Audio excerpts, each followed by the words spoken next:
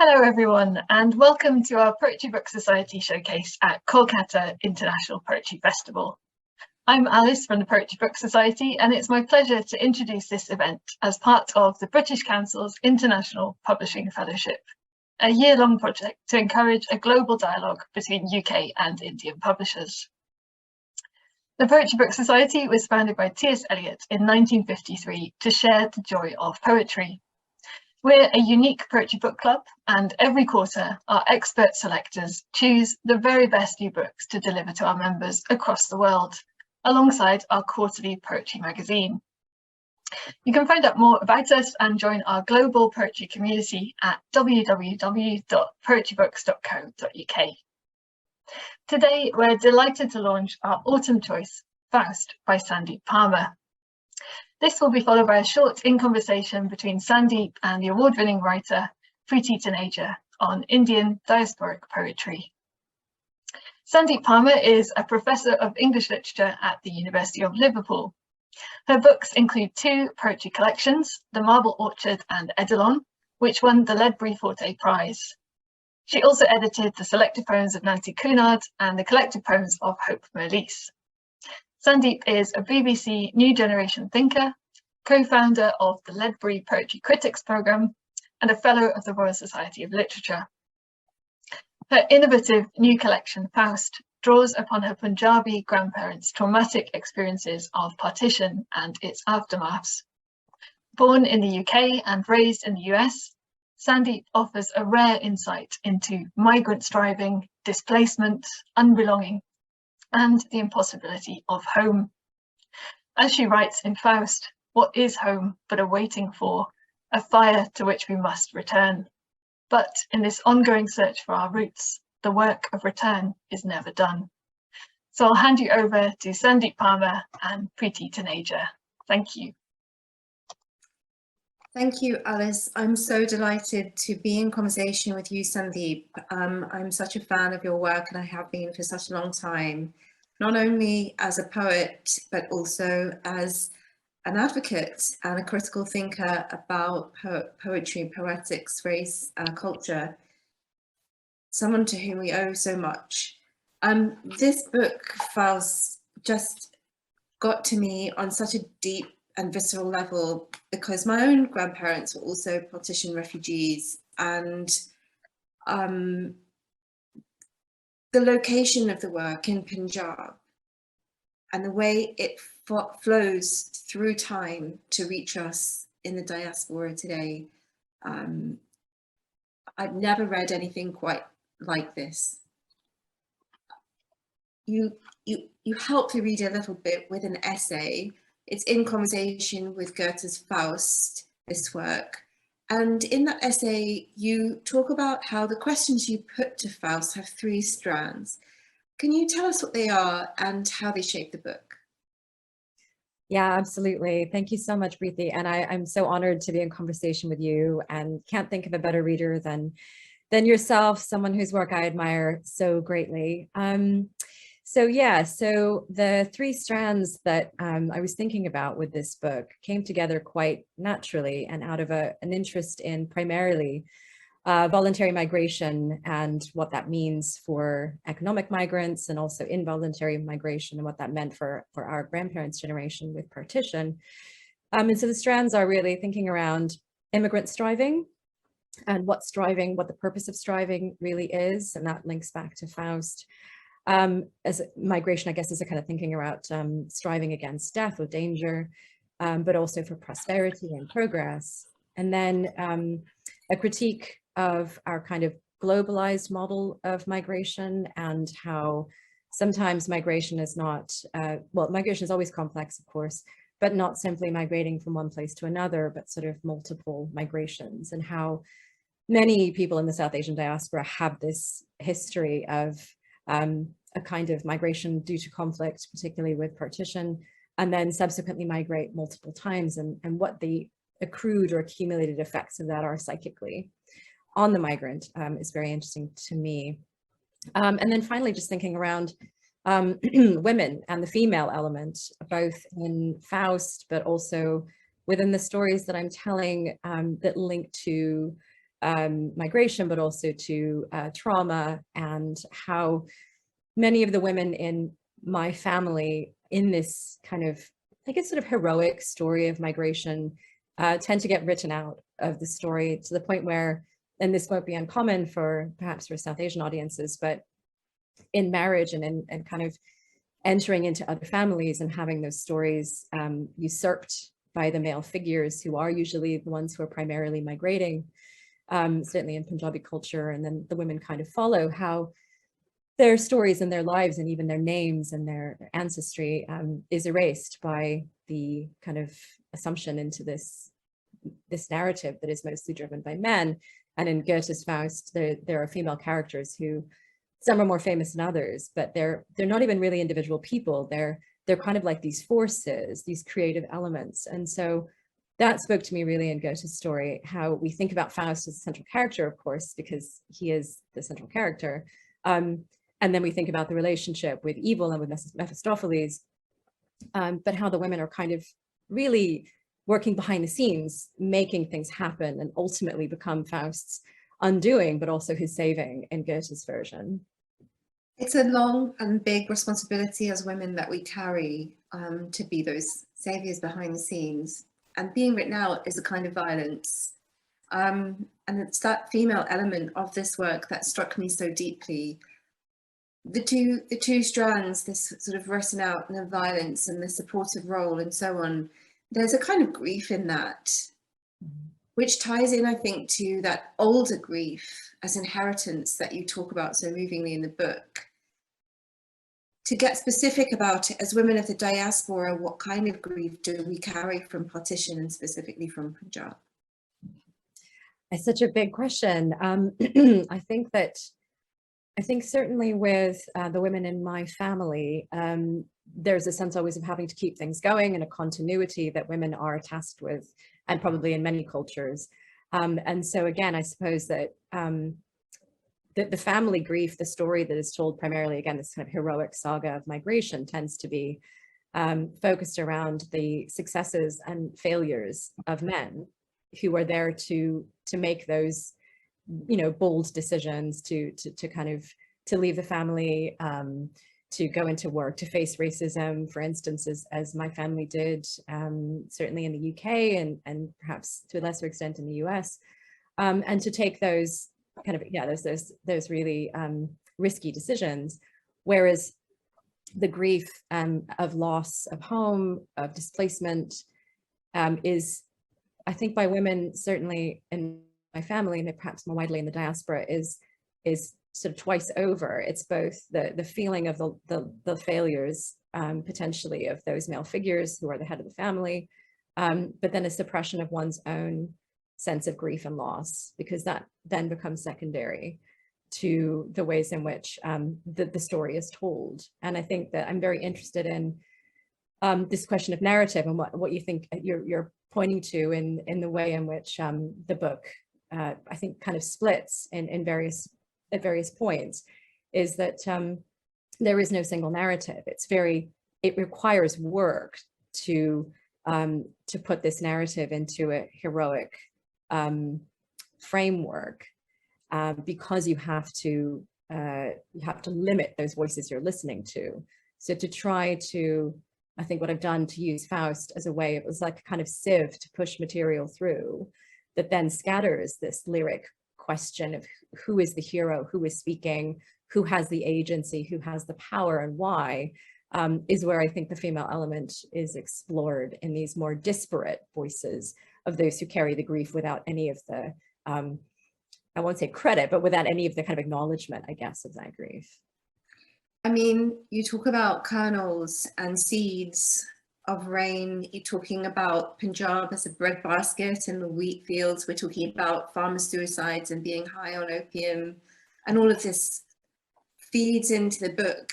And underneath the surface of it, there is the history of violence against women and girls as well, from partition, as well as female fetuses being killed in disproportionate numbers going forward, and women's bodies just being monetized and so connected to the land. It does so much And it's really so raw for those of us who carry that history within us. I had to kind of spend time just mourning this weekend while I've been reading it, and the time I've taken to read it, because you bring it up to the surface through this challenge of the hero narrative. And there's a formal achievement in the work that I found totally breathtaking, because each poem has this sort of rigorousness and classical nature to it, but the themes are so subversive, like you've been describing. And I think that's kind of a unique approach to writing with a story, a classical story, a Western classical story, or writing back. For those of us who are not trained poets, could you talk about some of your formal choices and the thinking behind them? Sure. Yeah. I mean, I think it's something that I've always wrestled with diaspora poetry, particularly in Britain, is the ways in which poets of color in the UK are meant to write about their lives and their histories. And oftentimes what that becomes is a flattening of a particular kind of narrative. And so the poet of color is someone who presents themselves as being foreign and therefore self-foreignizes in this very white canonical space.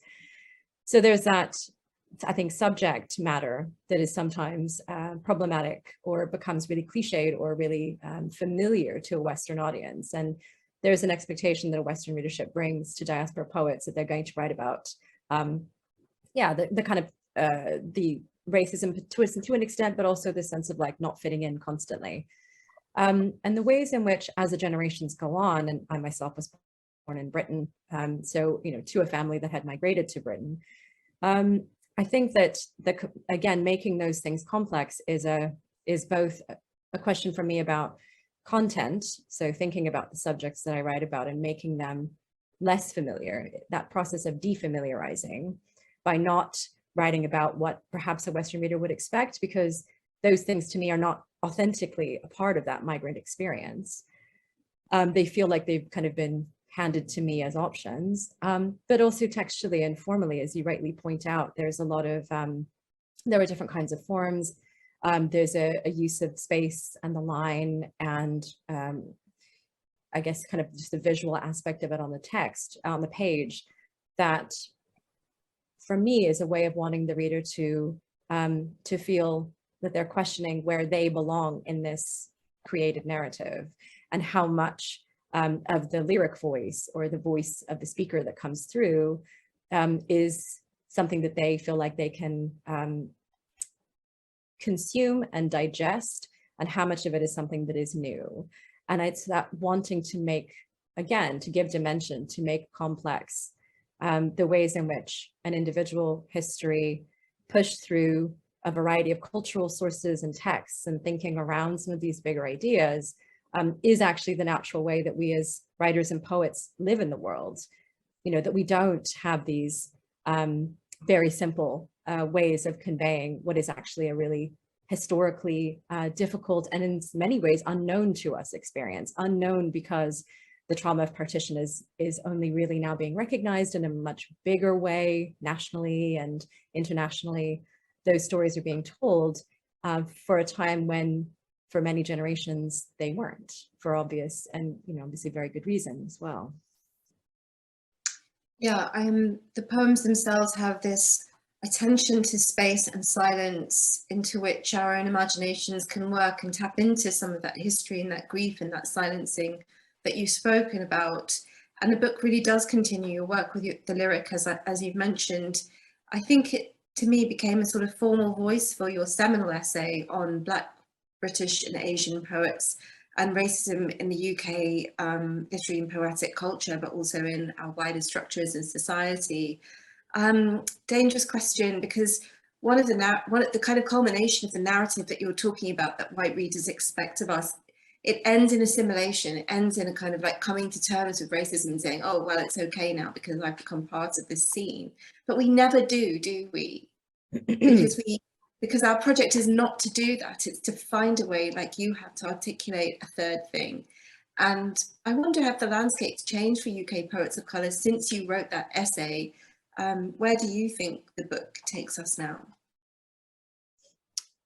I think that the essay that that I wrote was I think largely in response to what I felt like was starting to be a new way or a hopeful change.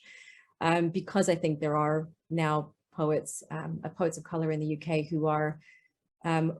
who don't do exactly what you're saying, which is to write poems that that hinge on this question of whether we belong or don't belong, of whether we can assimilate or don't assimilate.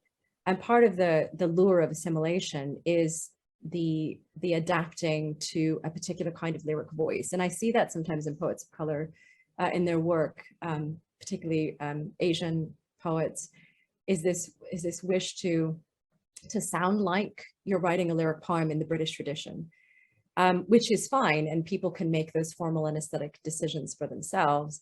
I think for me, I'm not interested in a textual or lyric assimilation, because that kind of assimilation shores up certain types of narratives about where we fit or don't fit. And these are colonial questions that go back to the ways in which even our own literatures in India were, kind of imagined in opposition to certain types of Western writing, and how even on a kind of educational level, the ideas of canonical English were formed in the empire against something that we stood for, supposedly. So I think that I hope that does, in some ways, that the essay has presented alternatives for a subjectivity that is movable, changeable, that can't be pinned down. Because for me, and I always write against or with, maybe more so with, larger kind of cultural Western narratives, whether it's Homer or whether it's Goethe, because for me, even though I don't read in High German and I don't read in Ancient Greek, these are my texts as much as anything else. And I don't feel that it does us any favors to limit ourselves to the margins of a particular kind of canon or tradition, because then there is no chance for us to further say, these are our stories too. We can change them. The stories about us and how they're told about us can also be changed, if that makes sense. And you yourself, of course, you yourself, as someone who works with Shakespeare so beautifully and so forcefully about India and women's lives, I know I definitely get a lot of bravery and strength from your writing in that way too. I think, when I was reading your book, there's a phrase that you use called, which you call a conspiracy of sisters. And I think that in the second and third generation of diaspora poets, especially British Asian, we have a very specific history, very specific cultures. It's nuanced in terms of class. And yet here we are trying to, well, not trying to, but fully arrived in a syntactical way, using all of the stories that we've inherited, our grandmother's stories, our mother's stories, our female histories from India, from Pakistan, from Bangladesh, and the canons in the Western sense that we've been grown up with, because our voices contain all of this multiplicity. And it's just so enlivening to know that there's that conspiracy of sisters out there, that we can make those connections. And the book is dedicated to your baby daughter, Gaia, and it engages with your relationship with your grandmother, which feels very powerful. It's a fierce book and it's fiercely beautiful. And I'm wondering, on a personal level, what kind of freedom has writing and publishing it brought you? Well, I think that, what you say about a conspiracy of sisters or a conspiracy of women it is absolutely true. And yes, very much sharpened by having a daughter and knowing that in some way she will inherit an even further, a further more complex experience than mine. Worrying, I guess, what her connections will be to this evolving history, and how that'll play out in her life, I think makes me think about these intergenerational relationships in a different way. But also, I guess, how much in the book can I honor those ancestors and that the traumas that they faced that they never spoke to me about. My grandmother passed away when my father was 2 years old. But the fact that I know almost nothing about her, I think is really drives home, I think, the point for me even more, that the only way these women's voices are going to survive is if we conspire with each other to make sure that those stories are told. And And it's about time, really, because otherwise we'll just get written out of the larger narratives. Well, this book definitely is a path-breaking work that will ensure that that does not happen, and we're very grateful to have it. We selected some poems for you to read from it, Sandeep, and I wonder if you would do us the honor. I would love to, thank you. So the Faust poem is a long poem, so it's in lots of different sections, but I'll pick through and read some of the ones now. And they're all numbered. 6.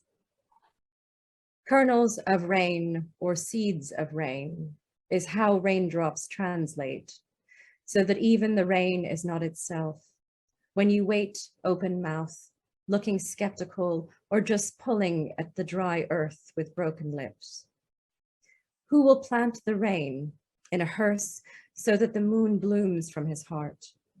Grandfather laid out and burnt like a stoic length of chaff, his mind a prophecy of smoke. 2 rupees in his breast pocket and a slip of white neatly folded with his son's address on it. Smoke that is not rain nor wheat, but leans into them both like a fever unmatched by the living. There, he says, in a blue of white. That is all you ever needed to know about wheat.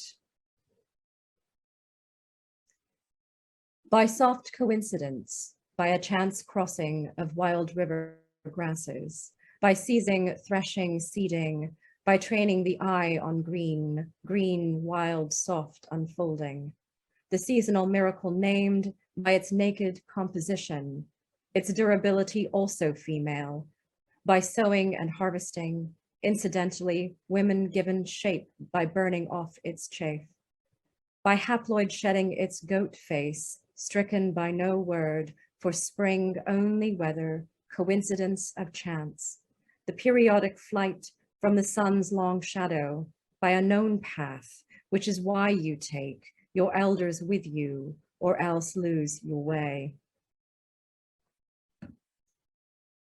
Who will tear at the faces for the Levantine or Persian extraction, the lost wheat, hold vigil at the pyre for whatever remains at dawn? To return home is to choke on the bread risen that is no longer made. This desi kanak, like ash, that carries your diurnal blood in its whiteness. You cling to it, or you don't, falling out of use.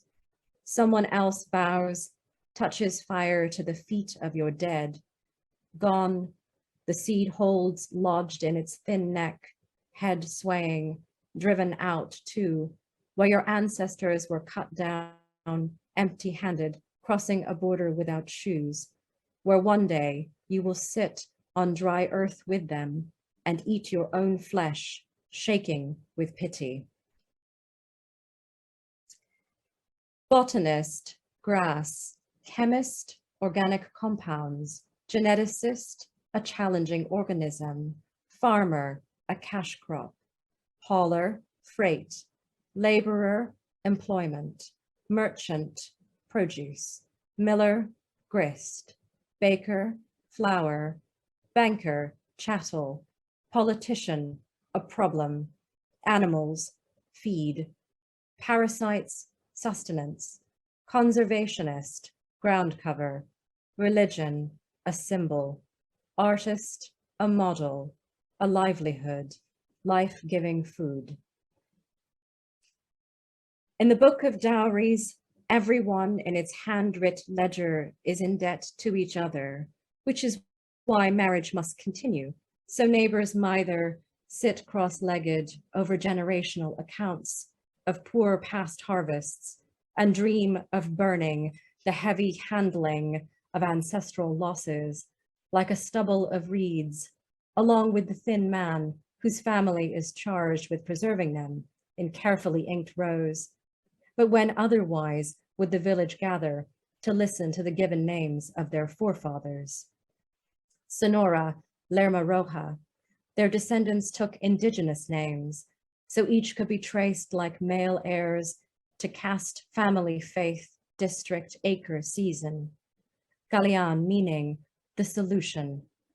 A seed is not a jewel, a prized son, a golden interloper, to set in a collet, deposing all others. The grain as hands, her hands as grain, the grain as light, dust as grain, as light as dust, her hands as seed, grain as weather, as moving through the earth where grain falls, she falls, here as water, sweetened after a fast. The grain she saw growing not as grain is your father in the marketplace, grain cursed, penniless, auctioned, shuffling home unseasonable yields, indelible shame, and hunger its own shame sets fire to, grain plots a loss, standing over a jute sack of seed that is his body, and they appraise it between fingers for the going rate. Father, if I could have bought a year of wheat exchanged for bread, you'd stride powerfully as a boy, as grain, in the hands of a mother regained from the earth where she fell into bitter yellow, rattle light this chance harvest.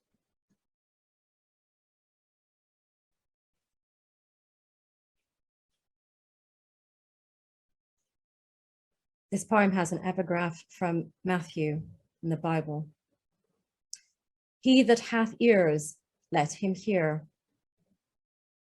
In a palmed square staged for an ancient drama, you appear as old iniquity, a man of shrunken goat hoof in a riddle of circadian spheres.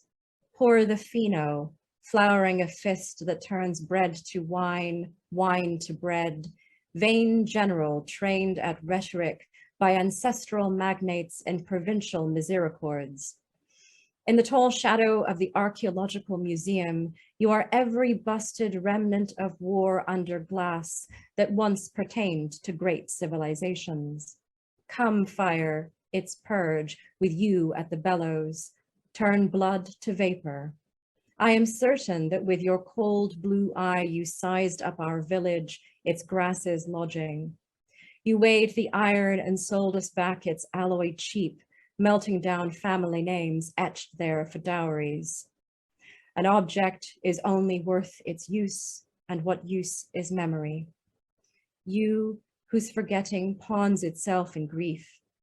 I remember how at the wall you pissed an apology over ruined stones, a white road leading you back to England, drawing a line that we must cross and cross again towards you, old enemy, dragging dark symbols into the sun.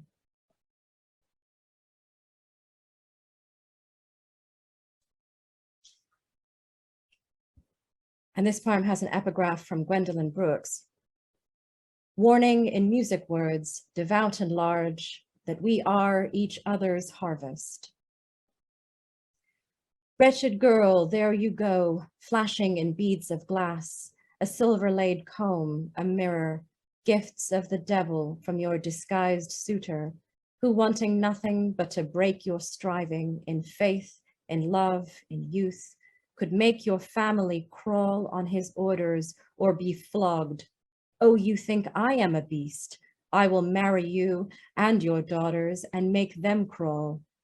And their daughters, having disbanded their sons, will crawl on their bellies like the worm and gather your hair like sheaves every April. A mystery rite, a crime scene, cupped palms burning with an inedible seed. Psyche made my work easy, so did Helen, but you are a girl so simple that destroying you loses my interest. Throw yourself from a cliff, the ramparts, where no wind will save or split your body from its skin. She, honestly risen on the singing ash of her neighbors, makes a poor offering to Faust. Her first death was beauty, her second, that he should replace her God, her third, by her own hand. Oh, to be an ecstatic field of grass. I married the devil, but he brought me back. Shadow woman wearing a collar of knives, separable from all that is mine or was hers. Every circle cries like a starved, angry child, even my slippers with their red velvet eyes. The tributaries of the Indus, fingers across a throat or arm of a girl bolting through grasses. Landrace, is that the word for her slow dying? A box of scent from the queen of the underworld. Oh, mothers, wash me. Thank you so much. Every resonance, every word, every tiny space is so carefully thought through, so weighted and so moving. It's a wonderful book. Thanks so much. Thank you. Thanks so much, Sandeep and Preti. That was such a thought-provoking discussion and reading. And if you'd like to order a copy of Faust, it's available from the Poetry Book Society website with 25% off at poetrybooks.co.uk. Thank you for listening, everyone. Good night.